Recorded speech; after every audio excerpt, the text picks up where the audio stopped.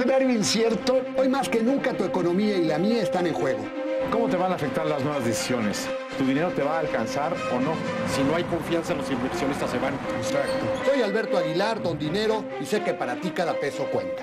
Soy Alberto Barranco. En el mundo de las finanzas, nada se me escapa. Y yo soy Carlos Mota. Portafolios, empresas y movimientos monetarios es lo mío. Los tres buscamos respuestas de todos los involucrados, desde gobernantes hasta empresarios. Hashtag Tu Economía en Juego te da respuestas claras y entendibles. ¿Quién, cuándo, pero sobre todo, cómo le van a hacer?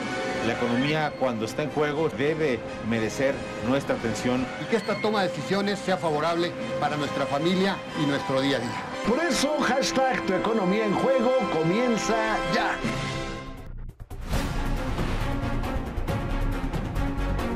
Amigos, muy buenas noches. Pues ya estamos aquí en hashtag Tu Economía en Juego. Me da mucho gusto saludarlos.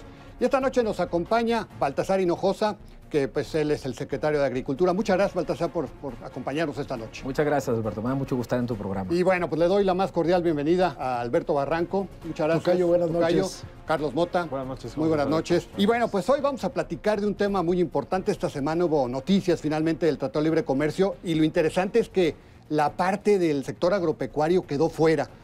¿Cómo se alcanza este logro, Baltasar? Bueno, la verdad de las cosas, estamos muy contentos porque había mucha incertidumbre, sobre todo en momentos tan cruciales que fueron y tan tensos que fueron de la negociación. La negociación fue muy positiva.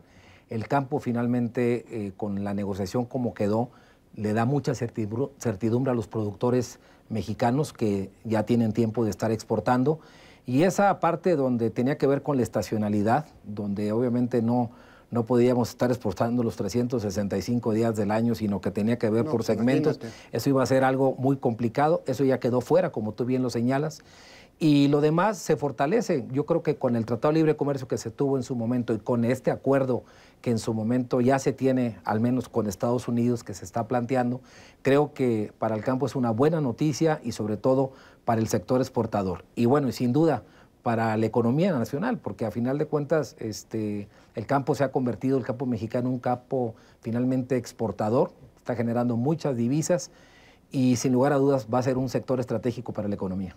La bala de la estacionalidad nos pasó rozando finalmente, pero creo que queda la lección de que debemos diversificar nuestro mercado para no estar atenidos tanto al mercado de Estados Unidos. Así es. Hace años el 95% de las exportaciones agroalimentarias de México hacia los Estados Unidos o al mundo representaba a Estados Unidos prácticamente el 95%. Ahorita, en estos momentos, de la totalidad de lo que se exporta, y estamos hablando de una generación de divisas para el cierre del 2018 de 35 mil millones de dólares, un 76% prácticamente va a Estados Unidos. Lo demás se está yendo a 166 países de todo el mundo. Dijo el presidente Donald Trump en esta llamada que hace con el presidente Enrique Peña Nieto desde la Casa Blanca que los mexicanos empezaremos a importar también muchos productos estadounidenses agroalimentarios. ¿De qué productos estará hablando el presidente Trump? Estamos hablando de papa. ¿De qué productos habla? No, obviamente se habló, escuché también, lo dijo muy puntualmente el secretario de Economía, se está hablando, por ejemplo, de granos. Nosotros importamos soya, importamos sorgo, importamos maíz amarillo, entre otros. A él lo que le interesa es que esas exportaciones se sigan dando, porque finalmente teníamos importaciones que se estaban dando de manera constante. Nosotros hemos incrementado nuestra producción y en algunos productos importamos menos y en otros productos estamos importando más, como es el caso del maíz amarillo, que lo comentábamos fuera del programa. Se importan 14 millones de toneladas y significa que eso lo estamos utilizando como insumo porque estamos produciendo más proteína animal y le estamos vendiendo a los americanos pues más carne, por ejemplo, en cortes. En estos momentos el crecimiento que se ha dado, no solo en las exportaciones, sino el valor de la producción en lo que es el PIB agropecuario, mientras la economía viene creciendo arriba del 2%, el campo está creciendo 3.5% y ha habido años que ha crecido hasta el 4%. Sí, claro. El doble del crecimiento de la economía. ¿Qué significa eso? Bueno, significa que la cantidad de recursos que se han destinado a través de FIRA Financiera Rural, a través de la banca privada, a través de diferentes esquemas donde se ha aplicado incentivos que se le han otorgado a los productores. Cuando hablo de productores me refiero a pescadores, ganaderos y agricultores. Todo ese esquema que se ha planteado se ha destinado, por ejemplo, este año vamos a andar destinando prácticamente 360,000 millones de pesos para financiar la operación de la producción en México. Eso participando todos los instrumentos que se tienen y donde hemos, a través de la reforma financiera, expandido el crédito y sobre todo estamos financiando a los exportadores, a los productores que piden avío, refaccionario. Entonces, eso ha tenido un impacto muy positivo y yo le apuesto que de continuar así esta política, el campo no solo va a seguir creciendo, sino se va a seguir desarrollando, teniendo más beneficios obviamente para todos los productores, que estamos hablando cerca de 7.8 productores agropecuarios que generan una economía de 1.360.000 millones de pesos. Señor secretario, tradicionalmente las organizaciones campesinas se quejan de que el gobierno no les da estímulos. Esa es una queja permanente. Sin embargo, bueno, pues hasta donde yo entiendo, hay una balanza superavitaria en México en materia agropecuaria. Es decir, estamos hablando de que estamos vendiendo más de lo que compramos. ¿Cómo explicamos? ¿Qué tanto realmente influye el subsidio que se da a los trabajadores del campo? Mira, lo que se ha hecho en esta administración es cambiar el subsidio por incentivos. O sea, en otra época al campo mexicano se le subsidiaba y a la industria se le incentivaba. Ya tenemos años donde al campo se le está dando incentivos y obviamente cuando se tienen que aplicar subsidios tienen que tener 3 características. El subsidio tendrá que ser selectivo, temporal y transparente.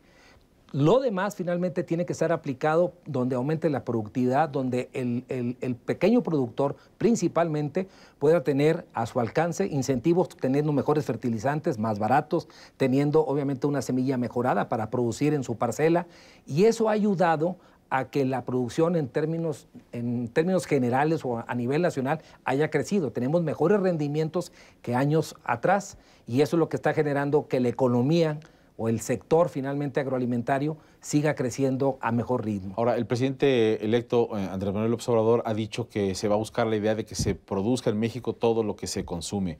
Y te quiero preguntar si eso es deseable y es posible bajo la realidad económica integrada de México al mundo que tenemos. Las distintas organizaciones internacionales te recomiendan que uno debe de acercarse al 70% de lo que se consume en tu país.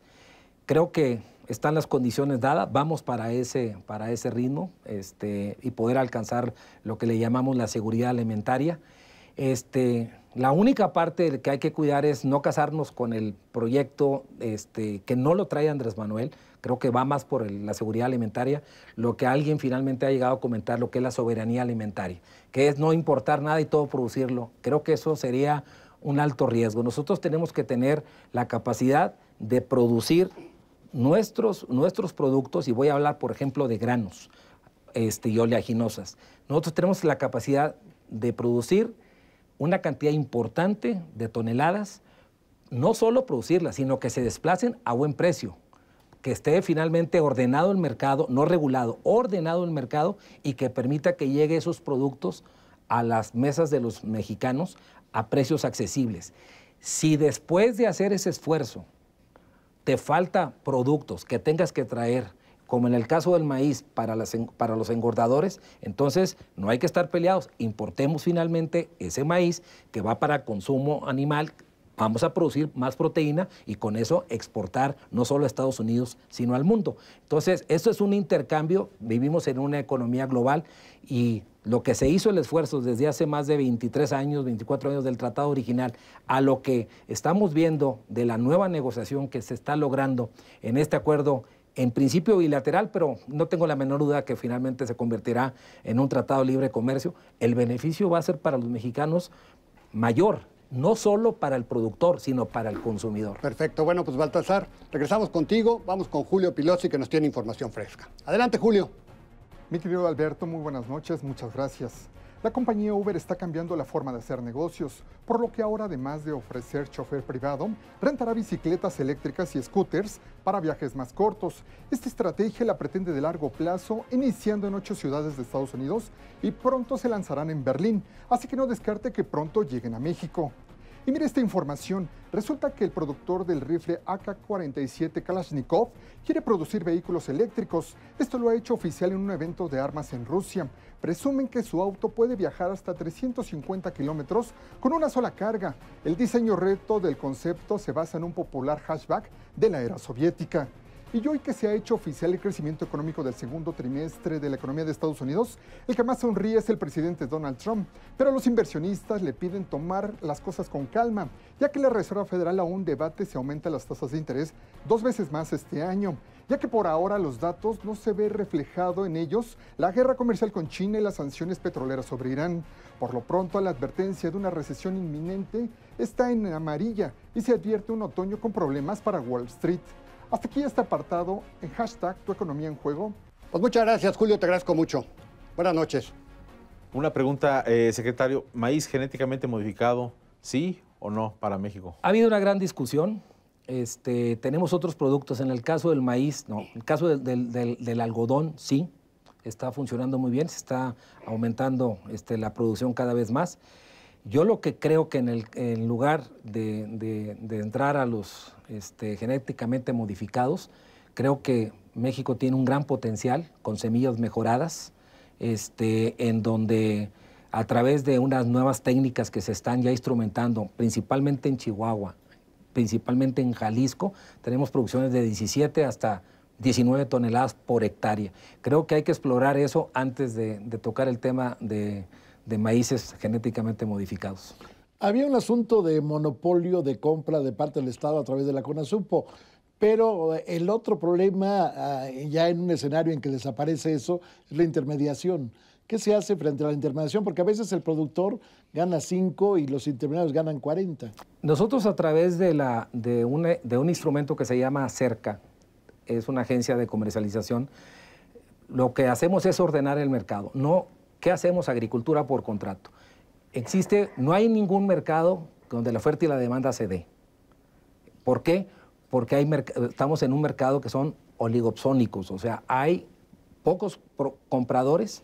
Ustedes saben las grandes empresas que compran granos, estoy hablando de granos, y obviamente hay muchos productores. Entonces, lo que hemos logrado es ir incrementando que haya más ordenamiento de mercado en el sentido de que se compren coberturas, y eso es obviamente commodities, tanto de maíz, sorgo, trigo, en fin, de 10 productos, granos, obviamente y oleaginosas, y que permita, obviamente, que se pongan de acuerdo para hacer la comercialización aquí en México. Estoy hablando de 240,000 productores, antes eran 120, ahorita ya son 240, y esos finalmente que generan 20 millones de toneladas, acuerdan y finalmente compran put o compran call, que son los instrumentos que se utilizan para la comercialización.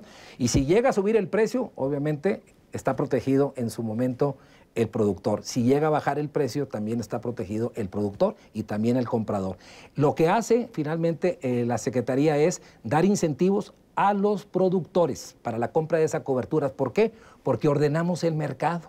Y todo lo que finalmente, después de ordenar el mercado, y que puedes desplazar las cosechas en estados excedentarios como Tamaulipas, en caso de sorgo, como Sinaloa, que produce 5 millones de toneladas, pues tienen finalmente que buscar los mercados de consumo y el compromiso de que lleguen a precios finalmente accesibles. Y esos precios accesibles comparado como si un consumidor de grano pueda traerlo de Iowa y que de alguna otra manera tiene que competir al mismo precio que se está produciendo en México. Eso lo hemos logrado y ha permitido darle certidumbre a los precios a los que no entran en este tipo de mecanismos y que tiene que ver con el autoconsumo o como finalmente los que están en proyectos sectorizados en lugares donde, por ejemplo, aquí en México, el Estado de México no requiere este tipo de proyectos. Produce 1,5 millones de toneladas de maíz y eso, pues obviamente aquí hay un gran consumo porque hay 20 millones, pues obviamente ese 1,5 millones de toneladas luego se consume. Se termina eso y empieza a llegar la cosecha de maíz que en su momento se manda al Distrito Federal para poder competir con algún otro comprador que está trayendo de Estados Unidos. Pero se logra este ordenamiento y seguimos manteniendo los precios, que es lo más importante. Bueno, pues Baltasar, muchas gracias. Lamentablemente se nos acabó el tiempo. Gracias por acompañarnos esta noche. Muchas gracias, les agradezco tener la oportunidad de estar en este programa. Tocayo, como siempre, gracias, Tocayo, buenas noches. Carlos gracias, Mota, buenas gracias. noches. Muy buenas noches, amigos. Gracias por habernos acompañado. Buenas noches.